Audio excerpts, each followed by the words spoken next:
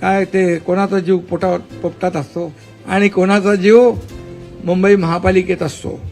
आणि म्हणून आम्ही तर मुंबई महापालिकेचे रस्ते काँक्रीटचे करतोय. मुंबई महापालिकेचे रस्ते पाण्याने धुतले आम्ही आणि ब्रिटिश काळात हे असे रस्ते धुतले जात होते. ते रस्ते आणि प्रदूषण कमी करण्याचं काम आपण केलं. आणि काही लोकांनी या ठिकाणी दत्ता माहिती आहे आपल्याला तिजोरी धुण्याचं काम केलं. आम्ही रस्ते धुण्याचं काम केलं. तिजोरी साफ करण्याचं काही लोकांनी काम केलं. आम्ही मुंबई स्वच्छ करण्याचं काम केलं. हा फरक आहे.